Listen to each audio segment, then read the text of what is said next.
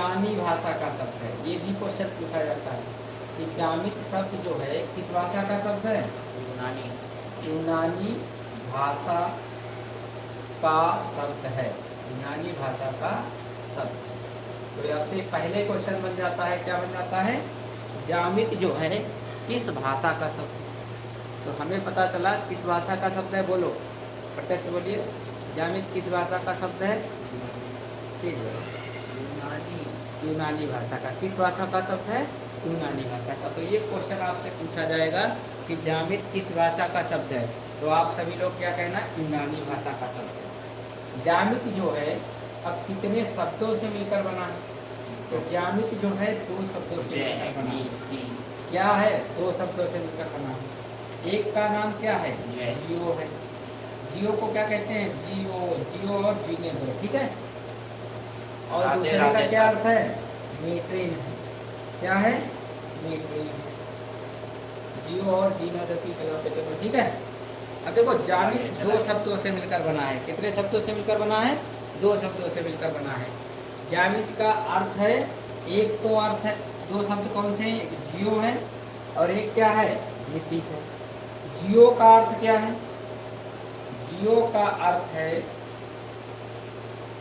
पृथ्वी, या क्या कह सकते हैं? भूमि, या क्या कह सकते हैं? या क्या कह सकते हैं? धरती कह सकते हैं। ये किसका अर्थ है? जियो का अर्थ है। अच्छा, मीट्रिन का क्या अर्थ है? मीट्रिन का क्या अर्थ है? कोई बता सकता है कमेंट करके? मीट्रिन का अर्थ कौन बता सकता है? बताइए, मीट्रिन का अर्थ कौन बता सकता है? बोलो, मीट्रिन का अर्थ कौन बता सकता है? कोई कमेंट करके बता सकता है हमें? मीट्रिन का क्या अर्थ होता है? कोई बच्चा कमेंट करके बता सकता है? तेजेंद्र सिंह, राधे राधे। मापना। विशाल वर्मा, यूनानी। मापना तेजेंद्र सिंह का है, वेरी गुड। क्या कहते हैं? मापना कहते हैं। ने सबसे पहले भाई बताया था मापना, उसके बाद तेजेंद्र सिंह का कमेंट आ गया था, ठीक है। तो कहने का मतलब है जामिति का पूरा अर्थ क्या हुआ? जामिति का पूरा अर्थ 2 शब्दों से मिला। एक को कहा जियो और दूसरे का क्या कहा? मीट्रिन। तो जियो का अर्थ है पृथ्वी या भूमि, ये भी पूछा जाता है, ठीक है। जियो, आप ये भी पूछा जाता है जामित शब्द कितने शब्दों से मिलकर बना है? क्वेश्चन बताओ, कमेंट करके बताओ, जामित शब्द कितने शब्दों से मिलकर बना है? करो कमेंट, फिर बताओ। अगर आप पढ़ रहे थे तो समझ में आ गया होगा। जामित शब्द कितने शब्दों से मिलकर बना है? कमेंट करके बताइए। 2 शब्दों से। प्रतीक ठाकुर बता रहे हैं, ठीक है, बहुत अच्छे, वेरी गुड। नंदा देवी का भी कमेंट आ चुका, 2। तेजेंद्र सिंह भी 2। अर्पित यादव का 2। अच्छा, ये भी लिख के बता दो कि कौन कौन शब्दों से मिलकर बना है? विशाल 2, सतीश वर्मा, कोमल ये हैं 2। आप फिर ये भी कमेंट करके बताओ कि कौन कौन शब्दों से मिलकर। प्रत्यक्ष ने बता दिया है जियो। चलो और बताते हैं बच्चे, देखे कौन? जियो और कौन? दूसरा कौन सा है? दूसरा कमेंट करके बताओ कि कौन कौन शब्दों से मिलकर बना है 2 शब्द? जियो नहीं, जियो गलत लिखा है तेजेंद्र जी, GEO, GIO नहीं, GEO। हाँ, प्रतीक ठाकुर ने सही लिखा है। और दूसरा क्या है बताओ बच्चे? दूसरा सभी लोग लाइक भी कर दें भाई, लाइक भी जरूर करें, पढ़ रहे हो। मीट्रेन, विशाल वर्मा कह रहे हैं जियो और मेट्रेन। तो जियो का अर्थ सब लोग समझ चुके हैं, पृथ्वी या भूमि या धरती होती है।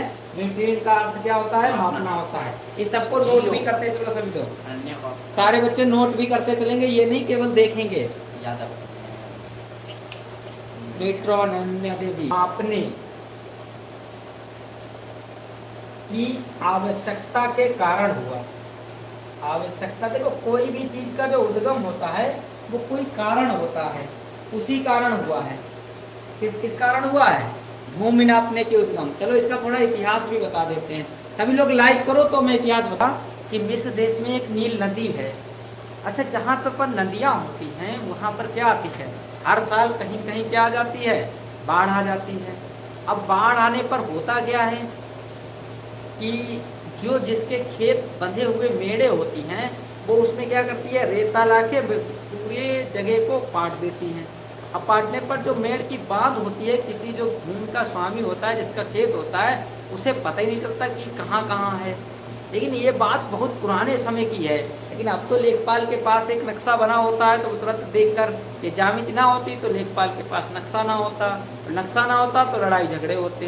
तो वैसे ही उस देश में क्या हो रहे थे, लड़ाई झगड़े हो रहे थे। जैसे प्रत्यक्ष दमदार व्यक्ति था, तो प्रत्यक्ष क्या करता था, लाठी ले जाकर क्या करता था, लोगों को दबा देता था, कहता था मेरा यहाँ से यहाँ तक है। तो इससे लोग परेशान हो गए। और प्रत्यक्ष इतना इतना ताकतवर इंसान, जो बेचारा कमजोर हो जाता था उसकी भूमि क्या हो जाती थी, लुट जाती थी। तो भैया यूक्लिड आए, क्या है ये, क्या कह रहे, यूक्लिड ने क्या किया, कहा भाई ऐसे काम नहीं चलेगा।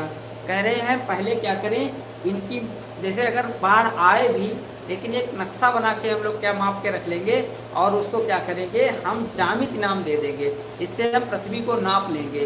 तो कहने का मतलब लड़ाई झगड़ा नष्ट करने के लिए, कहीं गांव में झगड़ा हो जाता है कि कोई जगह है, थोड़ी सी जगह है, उसमें क्या होता है, लोग क्या करने लगते, लड़ाई झगड़ा करने लगते। तो ऐसे तो उसका सल्यूशन करने के लिए पहले तो हमें क्या करना चाहिए, गांव के बड़े बुजुर्गों को बुलाना चाहिए। फिर भी ना माने तो क्या करना चाहिए, लेखपाल को बुलाना चाहिए। लेखपाल से भी ना माने फिर कोई बात की जा सकती है। लेकिन पढ़े लिखे हो तो फिर इसी तरीके से आपको काम करना चाहिए। इसीलिए हमारा किसने, यूक्लिड ने हमारे लिए क्या बना दी, ज्यामिति बना दी। और ज्यामिति बना दी तो उसका उद्गम हमें भूमि को मापने के लिए हुआ, और सारे जितने भी झगड़े थे वो सारे हमारे क्या हो गए, नष्ट हो गए। तो बहुत प्राचीन सभ्यताओं में क्या हुआ, गणित का इस शाखा का अध्ययन किया गया। किस शाखा का अध्ययन किया गया, इसे मिटा रहे हैं, इसे नोट कर लिया होगा। देखो आप थ्योरी वाला प्रश्न है तो इसके साथ साथ पढ़ना भी है और समझना भी है। देखो कौन कौन सी सभ्यताओं में क्या हुआ, गणित, ये गणित की शाखा हो गई, यूक्लिड की ज्यामिति। तो गणित की इस शाखा, लिखते भी चलेंगे, गणित की इस शाखा का अध्ययन जो है विभिन्न रूपों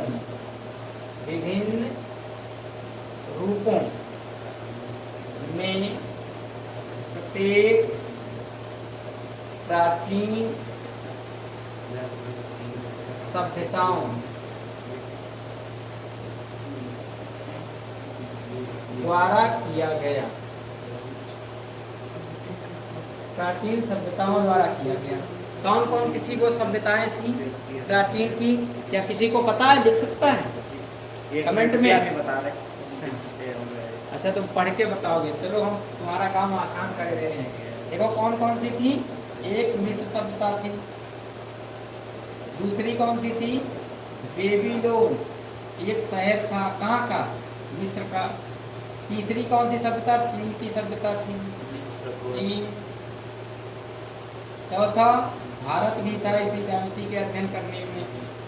पांचवा यूनान था, और छठा इनकस था, और भी बहुत सारे देश थे इत्यादि।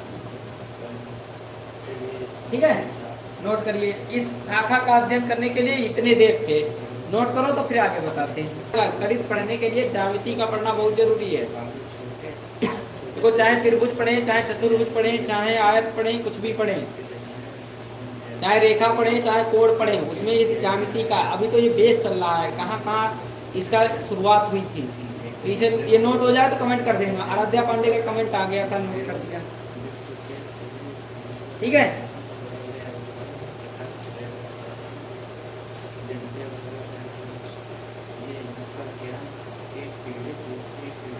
सीमाएं हैं, मान लो बहुत सारी परिसीमाएं हैं।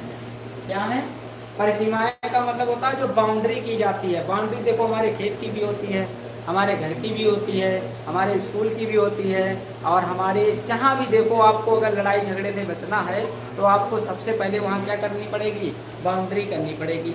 अच्छा, बाउंड्री करने के लिए क्या करना पड़ेगा, बाउंड्री करने के लिए हमें कुछ क्या बनाने पड़ेंगे, कुछ नियम बनाने पड़ेंगे। तो यूक्लिड ने उसके लिए क्या किए, कुछ नियम दिए। तो आइए मैं लिख भी लेता हूँ, आप लोग भी लिख लेंगे जिससे दोबारा पढ़ने में आसानी होगी। नोट करते चले, मेरे साथ ही नोट करें। परिसीमाओं, जैसे बाढ़ आ गई तो परिसीमाएं बनानी पड़ेगी। तो परिसीमाओं को पुनः बनाने के लिए, पुनः बनाने, परिसीमा मतलब होता है बाउंड्री, जिसे तुम लोग बोलते हो। अंग्रेजी का शब्द पता होगा, बाउंड्री कहते हैं, लेकिन परिसीमा नहीं पता होगा किसको कहते हैं। बनाने का कार्य कौन से देशवासियों ने किया? मिस्रवासियों ने। किसने किया सबसे पहले? मिस्रवासियों ने बाउंड्री बनाना शुरू किया था, क्योंकि नील नदी वहीं पे बह जाती थी। तो मिस्रवासियों ने सरल क्षेत्रफल एरिया होता है, पता ही है तुम लोगों को, की गणना की। सबसे पहले किसने गणना की बाउंड्री बनाने के लिए? मिस्रवासियों ने। किसने की? गणना की। और सरल रचनाएं भी की। क्या किया? सरल रचनाएं की। रचनाएं का मतलब उन्होंने चित्र बनाए। और अनेक क्या बनाई? अनेक उसके साथ तकनीकें भी सोची। तकनीकें का मतलब टेक्निकल चीजें हैं, जो आज मोबाइल से आप पढ़ रहे हैं, ये टेक्निकल चीजें। अगर वो ना सोचते, गणित व्यक्ति नहीं सोचते, तो आप आज मोबाइल से लाइव क्लास नहीं देख रहे होते। तकनीकें और बहुत सारे नियम भी किसने बनाए? मिस्रवासियों ने बनाए। ठीक है, विकसित किए। विकसित मतलब बनाए, विकसित किए। ठीक है, तो ज्यामिति का उपयोग कहाँ कहाँ किया? तो ज्यामिति का उपयोग, ये हेडिंग डाल लेना, कहाँ कहाँ किया ज्यामिति का उपयोग? सबसे पहले देखो, घरों में क्या होता है? घरों में देखो, अभी आजकल धान कट रहे हैं सभी के, और जो खेती किसानी करते हैं उनके यहाँ धान कटते हैं, कहीं गेहूँ कटते हैं, कहीं सरसों कटते हैं। तो अब इतने सरसों हुए, गेहूँ हुए, तो उनके क्या करना पड़ेगा? अन्न का भंडारण करना पड़ेगा। तुरंत बेचोगे भी 1600 1200 इतने रुपए में आपका गेहूँ धान बिक रहा है, तो आपका नुकसान हो जाएगा। तो इस समस्या को सॉल्व करने के लिए उन्होंने क्या किया? ज्यामिति में ज्यामिति का उपयोग किया गया कि अन्न भंडारण के लिए क्या बनाए गए? पहले देखो गाँव में क्या बनाए जाते थे? बताओ। डेहरिया क्या बनाई जाती थी? जमीन के अंदर नहीं, ऐसे मिट्टी की बनाई जाती थी। तो ज्यामिति में सबसे पहले वही बनाई गई, आज भी होती हैं। फिर उसके बाद गोदाम, आजकल क्या बनते हैं? गोदाम बनते हैं, बहुत ज्यादा है तो गोदाम बनाए जाते हैं। तो सबसे पहले ज्यामिति में क्या किया गया? अन्न का भंडारण किया गया। अन्न भंडारों के आयतन निकालना, मतलब हमारे पास निकालना, आयतन निकाल लेंगे। तो आयतन का मतलब होता है लंबाई गुणे चौड़ाई। कितनी लंबाई और चौड़ाई का है, तो उसमें हमें क्या करना है? कितनी लंबाई का है, कितनी चौड़ाई का है, कितने पास हमारे पास धान या गेहूं कुछ भी है, तो पहले उसका गोदाम उतना ही बड़ा तो बनाना पड़ेगा। गोदाम उतना ही बड़ा गोदाम बनाना पड़ेगा। ठीक है भाई, लाइक जरूर निकालने में। दूसरा क्या हुआ? नहरों को बनाने में, नहरों का आयतन निकालने में। नहरें बनाएंगे कैसे, कितना पानी हमें छोड़ना है। देखो अभी कल बाढ़ का, अभी जब चल रहा था, बारिश का मौसम चल रहा था, उसे चौमास बोलते हैं। पता नहीं क्या, वैसे चौमास तो 4 महीने कभी भी हो सकते हैं। तो उसे बाढ़, जो वर्षा की ऋतु थी, तो उसमें देखो बाढ़ आ रही थी, और उसमें जिला अधिकारी महोदय हमको पहले ही बता देते थे कि इतने क्यूसेक पानी आ रहा है। तो अगर हम पहले से ये ज्यामिति यूक्लिड बेचारे ना आए होते, इन्होंने मापना अपना हमको ना बताया होता, तो हम कैसे बता सकते थे कितना पानी है? उससे कई समस्याएं निपट जाती हैं। वरना हम लोग सो रहे होते आराम से, पहले अलर्ट जारी ना किया जाता, उसी में बह के चले जाते। पता लगे पड़े थे शाहजहाँपुर में, और सुबह हम लोग लखनऊ पड़े होते चारपाई के साथ। तो पहले से अलर्ट कर दिया जाता है, तो बाढ़ वाले स्थानों से लोग बाहर आ जाते हैं। ये सारा काम किसका है? ज्यामिति का है। तुम लोग गणित को बड़ा बुरा कहते रहते हो। आज ना आप बुरा मत कहना, बिना गणित के जीवन नहीं है। ये मोबाइल नहीं चल रहा है, किससे चल रहा है? गणित से। क्यों? और क्या, गणित ना होती तो ये बनते नहीं, मोबाइल बनते ही नहीं। नहरों, दूसरा क्या है? लिखते जा रहे हो, देखो दिखाई दे रहा, नीचे वाला देखो। पिरामिड जानते ही होगे तुम लोग, पढ़ाई होगा। नहीं, हम नहीं जानते, बताइए। पिरामिड क्या होता है? एक नीचे समतल होता है और ऊपर ऐसा तिकोना बन जाता है। ठीक है, उसको हम लोग क्या कहते हैं? पिरामिड कहते हैं। क्या कहते हैं? पिरामिड कहते हैं। पिरामिडों का आयतन निकालना।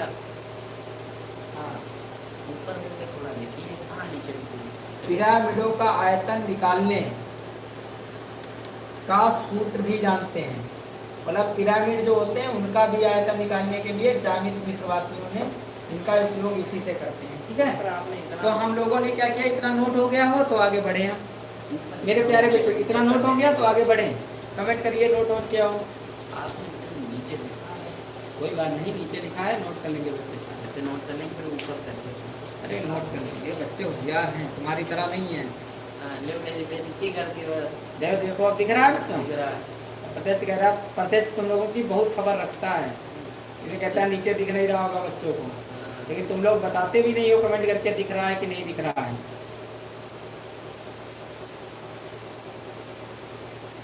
ठीक है,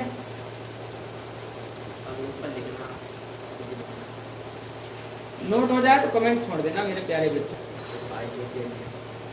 अभी प्रत्यक्ष पूछ रहा था बेचारा, हमें पिरामिड नहीं पता है क्या होता है, अभी हम पहले प्रत्यक्ष को बताएंगे। लेकिन प्रत्यक्ष के लिए ही बनाया, प्रत्यक्ष सबकी जमीन छीन लेता था ना, तो दबंग व्यक्ति है, तो मतलब सबके आ ही रहे हैं। और क्या, लाठी लेके पहुंच जाता था, बाढ़ आती थी इसमें मौका मिल जाता था, कमजोर होता था उसकी छीन लेते थे। अब कैसे छीनोगे, अब सब पढ़े लिख गए हैं, अब महंगा पड़ जाएगा छीनना। बोलो बच्चों कमेंट करो। पहले पिरामिड की परिभाषा लिख लेते हैं। पिरामिड जो होता है, पिरामिड एक ऐसी, ऊपर लिखे, पिरामिड एक ऐसी ठोस आकृति होती है। पिरामिड के बारे में परिभाषा प्रत्यक्ष कह रहा था, मुझे नहीं पता। जिसका जो बेस होता है, बेस का मतलब आधार जो होता है, आधार का मतलब नींव जो होती है, इसका आधार या तो त्रिभुज हो, या क्या हो, वर्ग हो, या क्या हो, कोई अन्य बहुभुज हो, अन्य बहुभुज हो, मतलब इसकी कई सारी भुजाएं होता है, जिसके पार्श्व फलक ऊपर एक ही बिंदु पर मिलते हैं, मिलन वाले त्रिभुज होते हैं।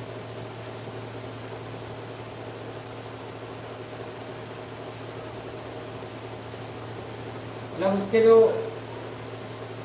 पार्श्व फलक के बिंदु होते हैं वो एक ही बिंदु पर मिलते हैं। देखो जैसे ये क्या है, त्रिभुज हो सकता है, आयत भी हो सकता है, वर्ग भी हो सकता है। अब देखो इसका ये भी फलक दिखाई देगा, देखने वाला मतलब फेस, ये भी दिख सकता है, ये भी दिख सकता है, ये भी दिख सकता है। तो मान लो ये एक बिंदु है, तो ये देखो क्या हुआ, इससे मिल गया जाकर। अब मैं मान लेते हैं, माना नहीं है, इससे देखो ये वाला फलक मिल गया जाकर। अब देखो ये एक बिंदु ये है, मान लो ये प्लेट ऐसे नहीं, ऐसे है, ऐसे है, ये देखो वर्ग है इसका आधार। अब कैसे समझो, देखो मेरी बात समझो, यहाँ से उठाया तुमने, यहाँ पर मान लो P बिंदु है, यहाँ से उठाया यहाँ मिला दिया आकर, यहाँ से उठाया यहाँ मिला दिया आकर, यहाँ से उठाया यहाँ मिला दिया आकर, यहाँ से उठाया यहाँ मिला दिया आकर, एक बिंदु पर ऐसे मिला दिया। और नीचे क्या है, वर्ग है, तो वो क्या बन जाएगा, पिरामिड बन जाएगा। समझ में आ रहा है सब? देखो कैसे पिरामिड बन जाएगा, तो वही वाला देखो, ये प्लेट है, मान लो ऐसे रखी है, ये कोना यहाँ से गया बन, यहाँ से उठाया यहाँ मिलाया, तो कहने का मतलब ये तो दो मिला दिए थे, अब यहाँ से भी ऐसे ऐसे जाके यहाँ पे मिला दो, यहाँ से भी ऐसे ऐसे ऐसे जाकर यहाँ मिला दो। मान लो किसी का त्रिभुज होता, 3 आकार का होता, एक त्रिभुज होता, त्रिभुजाकार होता, तो इसमें कहाँ प्रिंट होता, मान लो ऊपर होता, तो ये मान लो यहाँ पर है, तो ये तो इससे मिल जाता, ये वाला कोना इससे मिल जाता, ये वाला कोना इससे मिल जाता, ये भी क्या कहलाएगा, पिरामिड ही कहलाएगा। क्या कहलाएगा, पिरामिड ही कहलाएगा। इसका बेस क्या है, त्रिभुज है, और इसका बेस क्या है, इसका बेस क्या है, आयत है। तो ये भी हमारे वर्ग कहलाए, कुछ भी कहलाए, जिसका बेस आयत हो, त्रिभुज हो, मतलब कोई बहुभुज हो सकता है, उसको हम एक बिंदु पर कोई भी ले जाकर त्रिभुज बने ऊपर, तो उसको हम लोग क्या कहते हैं, पिरामिड कहते हैं। अब पिरामिड का भी आयतन या जो भी चीज़ें हैं वो भी निकालने के लिए क्या किया गया, ये हमको यूक्लिड ने बताया। तो पिरामिड में से हीरा होता है, अब कभी पढ़ो लिखोगे तो हीरा भी खरीदोगे, थेल्स भी खरीदोगे, पढ़ोगे तो ठीक है, अभी थेल्स भी आएंगे, कहाँ टेंशन ले रहे हो। तो थोड़े से क्वेश्चन जो हैं सिंधु घाटी सभ्यता से मिलते हैं, थोड़ा इतिहास में भी जाते हैं। सिंधु घाटी सभ्यता जो थी उसमें भी यूक्लिड के क्या मिले, कुछ सूत्र मिले, कुछ आविष्कारक मिले, आइए उनको भी समझते हैं। ये तो घाटी की सभ्यता, तो सिंधु घाटी जो सभ्यता थी लगभग कितने साल पहले, ये लगभग 3000 ईसा पूर्व की बात है। मतलब ईसा मसीह का जन्म हुआ था, जो सन हमारा चल रहा है 2025 वर्ष पहले, ठीक है। और उससे भी 3000 पहले की बात कर रहे हैं। ईसा पूर्व का मतलब होता है उनसे पहले, तो टोटल आज हो गए 5025 वर्ष पहले की बात है। तब हमें तब कौन सी सभ्यता चल रही थी? सिंधु घाटी सभ्यता चल रही थी। कौन सी सभ्यता चल रही थी? सिंधु घाटी सभ्यता। अर्पित यादव कह रहे हैं 3000, समझे? 5025 वर्ष पहले की बात है, ये समझ लो, आजकल की बात नहीं है। तो देखो इसमें क्या था, सिंधु घाटी सभ्यता का कैसा समाज था, चलो थोड़ा उसके बारे में लिखते हैं। तो सिंधु घाटी सभ्यता थी, सिंधु घाटी की सभ्यताओं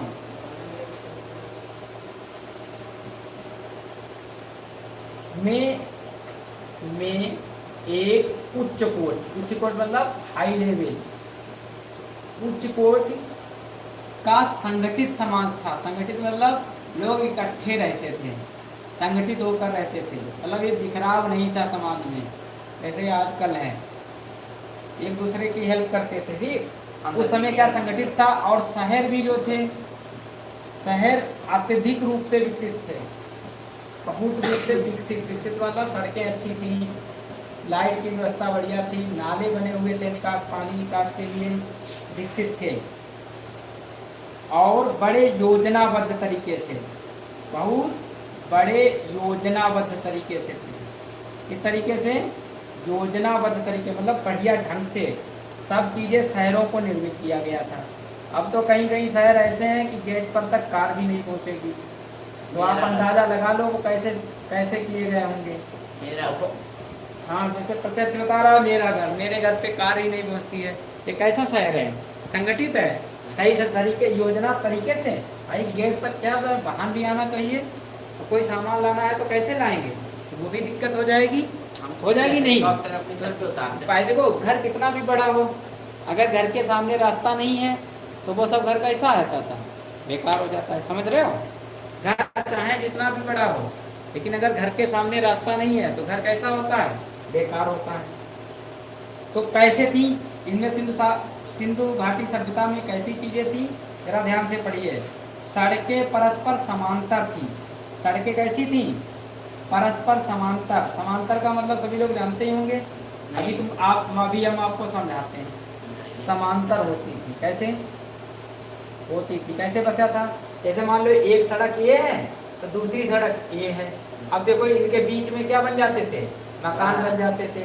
ये मकान बन गया, ये मकान बन गया, ये मकान बन गया, ये मकान बन गया, ये मकान, इधर वाला इधर मकान बन गया, इधर मकान बन गया, इधर मकान बन गया, इधर मकान बन गया। अब इधर वाले इस रोड से निकल जाएंगे, ये सड़क कैसे हो गई, इसके समांतर, और बराबर बीच में दूरी होती थी इनके। तो कहने का मतलब ऐसे सड़कें बनती थी। आगे जाके इधर बना दिया गया, इधर वाला इधर भी निकल सकता है, इधर से जाके फिर ऐसे मिल गया जाकर। तो जैसी सड़कें थी तो समांतर थी, ये नहीं था एक सड़क ऐसे आ गई, फिर ऐसे चली गई, फिर ऐसे चली गई, फिर ऐसे चली गई, फिर ऐसे ऐसे ऐसे ऐसे ऐसे, मतलब आना यहीं पर है, मार घूम के आ रहे हैं। कायदे से बिल्कुल योजनाबद्ध तरीके से सड़कें बनी हुई थी इस सभ्यता में, सिंधु घाटी सभ्यता में। नालियाँ कैसी थी? अब जैसे क्या है, नालियाँ खुली बह रही हैं, हमारे देश में तो अभी भी खुली बह रही हैं। गांव में तो पता ही नहीं चलता नाला है या सड़क है, इतना विकसित है। प्रधान भी ऐसे चुन लिए जाते हैं, जैसे प्रधानी का इलेक्शन है तो उसमें चुने जाते हैं, बस बेवकूफ़ चुन लिए जाते हैं। उन्हें यही नहीं पता है कि कैसे क्या काम कराना चाहिए। पढ़ा लिखा चुना नहीं जाएगा, अनपढ़ों को वोट दिए जाएंगे, तो वो काम ढंग से कैसे करवा पाएगा? भाई कोई पढ़ा लिखा व्यक्ति हो, वो काम कैसा करे, अच्छा करे। लेकिन चुनते कैसे हैं? मौसा जी को चुन लेते हैं, फूफा जी को चुन लेते हैं, बुआ जी को चुन लेते हैं। अगर तुम ऐसे चुनोगे तो आपके गांव में वही नाली कहाँ है और सड़क कहाँ है, ऐसे लोग वही चुने जाएंगे। ना तो वो सड़कें बनवा पाएंगे, ना तो वो नाली अच्छी बनवा पाएंगे। और अगर और भी अच्छी बात है, दबदबा है, दबदबा वालों को चुन लिया जाता है, ये तो कतई मूर्खता है। उनका अभी से दबदबा है, वो हो गया तो कितना दबदबा करेंगे, उन्हें तो कतई ना चुनो। पढ़ लिख कर इतना तो कर सकते हैं, वो बताओ ऐसी सड़कें बनवा पाएंगे? वो सड़कें थोड़ा बनवाएंगे, वो दबदबा करवाएंगे। दबदबा करो, ठीक है। तो शायरी सुना दीजिए। अरे शायरी सुनाए, देखो कितनी अच्छी चीज़ है। ये पढ़े लिखे लोग भी क्या करते हैं। अर्पित यादव का कमेंट 3000 बता रहे हैं, समझ ले आप, सोच समझ के प्रधान को चुनना। सभी बच्चे अपने पापा मम्मी सबको बता देना कि प्रधान बढ़िया चुनना चाहिए, जो पढ़ा लिखा हो, समझदार हो, जो कैसी सड़कें बनवाए। देखो सुनो, सड़कें कैसी बनवाए, परस्पर समांतर चौड़ी सड़कें बनवाए, पता लगे सड़कें ही नहीं है। नोट कर लिया सर, अभी नोट कर लिया बता रहे हो, पहले बताओ आगे देखो। पापा को समझाना ना, नालियां कैसी होनी चाहिए, भूमिगत होनी चाहिए। ऐसी नालियां बनवाए, भूमिगत नालियां हो। बताओ कितने 5000 पहले वर्ष की बात कर रहे हैं, तब ऐसी व्यवस्था थी। आज के 21वीं सदी में भी ऐसी व्यवस्था नहीं है। पानी पीने के लिए नहीं रहता है, बताओ पानी तक नहीं पीने वाला हो पाता है। बताओ ऐसे लोग कोई काम कर पाएंगे? ऐसे लोगों को क्या करना चाहिए?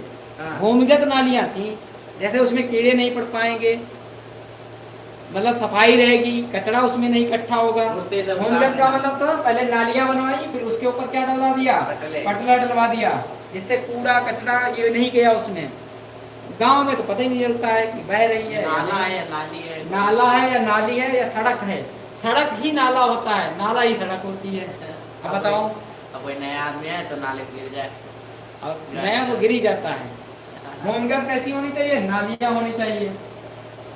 घरों में विभिन्न प्रकार के कमरे भी थे। कैसे कमरे थे बताओ? कब? 5000 वर्ष पहले घरों में विभिन्न प्रकार के कमरे। विभिन्न मतलब नहीं, मतलब सोने वाला अलग, काम करने वाला अलग, बैठने वाला अलग, खाना खाने वाला कमरा अलग। तो आजकल हम लोग तो क्या करते हैं, जैसे बन पाए वैसे कमरे बना पाते हैं। भाई उसके कारण भी हैं। उसके कारण ये है कि हमारे पास इतना पैसा ही हम लोगों के पास नहीं है। जमीन तो इतनी खरीद ले, जमीन है, ठीक है। तो घरों में विभिन्न प्रकार के कमरे भी होते थे। कब? सिंधु घाटी सभ्यता में। कितना देखो उच्च कोटि का वर्ग था। हम लोग लोअर क्वालिटी के लोग हैं क्या? ऐसा थोड़ा है, जो बनवाता है वो सही बनवाता है। हाँ। आराध्या पांडे क्या कमेंट कर रही है? अभी देख रहे हैं इनका कमेंट। अर्पित यादव प्रत्यक्ष जैसे, अर्पित यादव कह रहे हैं प्रत्यक्ष जैसे लोग। मैं भी गरीब हूँ, ये वो कह रहे हैं। अर्पित यादव नोट हो गया, प्रत्यक्ष जैसे लोग ऐसे ही मकान बनवाते हैं। नहीं, इसे प्रधान ही मत चुन लेना, इसे प्रधान चुन लिया तो दिक्कत हो जाएगी। ये तो फिर यही कहेगा दबदबा है, दबदबा था, दबदबा रहेगा। अब पैसा, अब ये नाली आली कुछ नहीं बनवाएगा, पैसा फेंको बस। लेकिन इतना भी बुरा भी नहीं है। कौन सा प्रत्यक्ष वो वाला? ठीक है, इसको मिटा दूं? नोट हो गया हो तो मिटा दूं, फिर आगे बताऊं। अरे लाइक कर देंगे बच्चे, लाइक अपने आप कर देंगे। बताओ इसे मिटा दें, आगे लिखना है अभी। देखो सड़कें भी परस्पर सिंधु घाटी सभ्यता में बराबर थी। भूमिगत नालियों की व्यवस्था भी बहुत बढ़िया थी। घरों में विभिन्न प्रकार के क्या हुआ करते थे, कमरे हुआ करते थे। जैसे पूजा वाला घर बहुत सारे लोगों के घर में होते हैं। पूजा वाला घर अलग, किचन अलग, सोने वाला शयन कक्ष अलग, पढ़ने लिखने वाला स्टडी रूम अलग। ये सारे कमरे उस समय हुआ करते थे। कब? 5025 वर्ष पहले सिंधु घाटी जब सभ्यता थी। ठीक है, तो समझो हम आप लोग कितना पीछे हैं। स्टडी को सर जी घर मतलब हिंदी में क्या बोलते हैं? पोजीशन। क्या हो रहा था? निर्माण कार्य में ईंटों का प्रयोग होता था। जैसे आज भी ईंटों का प्रयोग होता है, तो तब भी ईंटों का ही प्रयोग हो रहा था। किसका प्रयोग किया जाता था? ईंटों या ईंटों? ईंट ईंट ईंट ईंटों, ईंटों हाँ का प्रयोग किया। आज भी तो ईंट ही लगाते हैं हम लोग। किया गया था कितने वर्ष पहले? अब सबसे ज्यादा आपसे क्वेश्चन क्या पूछा जाएगा था 9th वाले क्लास वाले बच्चों से, कि जो सिंधु घाटी सभ्यता थी उसमें ईंट का अनुपात क्या था। मतलब अनुपात का मतलब उसकी लंबाई क्या थी, चौड़ाई क्या थी, ऊंचाई क्या थी। अनुपात मतलब लंबाई, चौड़ाई और किसकी? देखिए 4 अनुपात चौड़ाई है, लंबाई, चौड़ाई और किसकी? मोटाई का अनुपात क्या था? तो लंबाई का अनुपात 4 थी, 4 लंबाई थी, 2 अनुपात चौड़ाई थी और 1 अनुपात क्या थी? मोटाई थी। ये इम्पोर्टेंट है, इसको आप सभी को क्या करना है? याद रखना है।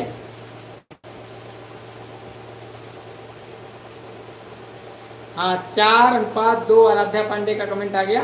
4:2:1। ठीक है, आराध्या पांडे सिंधु सभ्यता वाली घर बनवाना। ठीक है, मेरा क्या बताएं? मेरा वो क्या है?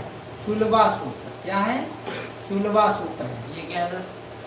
मतलब यही जो ज्यामिति में एक सुलभा सूत्र होता है, इसकी खोज कब की गई थी पता है?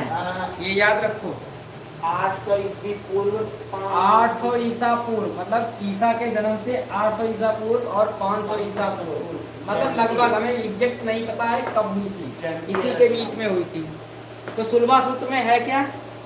एक ग्रंथ है बच्चों, क्या है? एक ग्रंथ है। जैसे महाभारत एक ग्रंथ है, रामायण एक ग्रंथ है, उसी प्रकार गणित के लिए एक ग्रंथ का नाम है सुलभा सूत्र। क्या नाम है? सुलभा सूत्र। किसका नाम है? सुलभा सूत्र। सही, वैदिक कला नहीं है इसका नाम? अभी लिखता हूँ, बताती हूँ।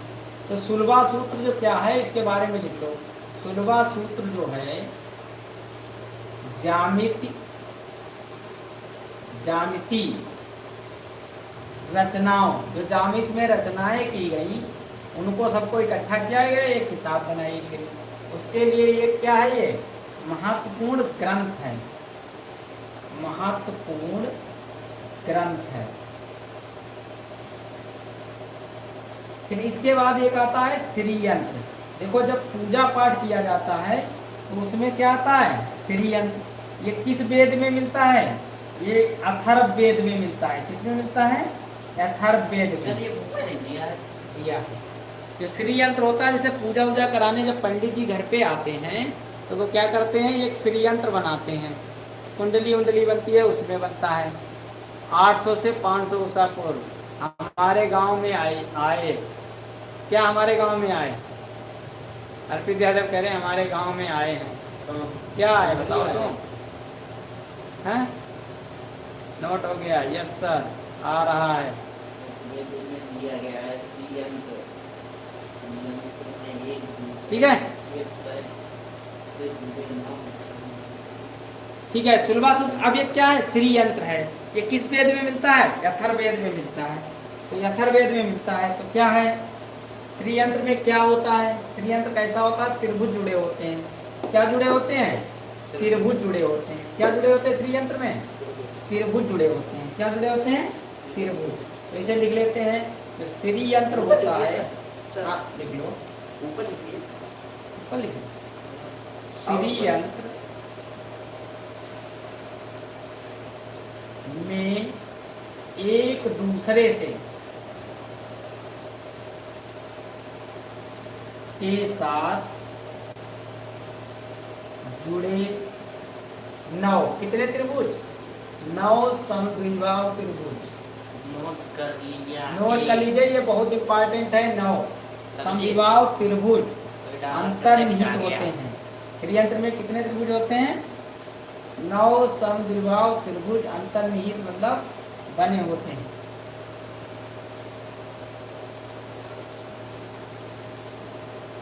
और देखो 9 तो उसमें जुड़े होते हैं जो सबको दिखाई देते हैं। प्रत्यक्ष आया, प्रत्यक्ष आए हैं, ठीक है, नोट हो गया। अच्छा, प्रत्यक्ष कोई कह रहा है, तब मैं उसके गाँव गया हम। हाँ, आपसे क्या लगता है? ठीक है। श्री यंत्र में एक दूसरे के साथ जुड़े 9 समद्विबाहु त्रिभुज होते हैं, अंतर्निहित होते हैं। 9 तो किससे होते हैं? समद्विबाहु त्रिभुज होते हैं। और 43 छोटे त्रिभुज होते हैं। कितने? 43 कैसे त्रिभुज होते हैं श्री यंत्र में? छोटे। जब वो अंतर्निहित होते हैं, जैसे त्रिभुज जोड़े जाते हैं उसमें ऐसे करके 1, फिर ऐसे करके 2, फिर ऐसे करके 3, जो भी जुड़ते चले जाए। और टोटल जब 9 जोड़े त्रिभुज तो टोटल कितने त्रिभुज बनते हैं? 43 छोटे त्रिभुज बन जाते हैं, निर्माण होता है। इनको गौड़ कहते हैं। गौड़ का मतलब होता है द्वितीय, दूसरे। गौड़ मतलब क्या होता है? गौड़ का मतलब होता है दूसरे। क्या होते हैं? दूसरे। और जो प्राइमरी का मतलब होता है जो पहली बार 9 त्रिभुज जोड़ की है तो उसे प्राइमरी कहते हैं। कोई चीज जो दूसरी बार यूज की जाती है उसको गौड़ कहा जाता है। क्या कहा जाता है? गौड़ कहा जाता है।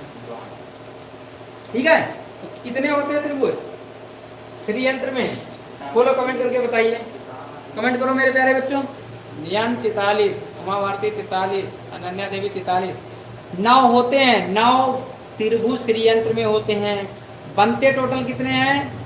टोटल अगर गिने जाए तो 43 बनते हैं। अगर तुमसे पूछे श्री यंत्र में कितने त्रिभुज होते हैं तो 9 बताइए। अगर पूछे टोटल कितने गौड़ कितने बनते हैं तो 43 बताइए। तजेंद्र सिंह, कोमल वर्मा, हाँ अब तुम लोग 9 बता रहे हो, ठीक है।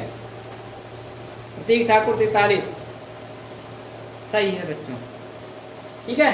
आप लोग सारे सही बोल अब रहे हैं।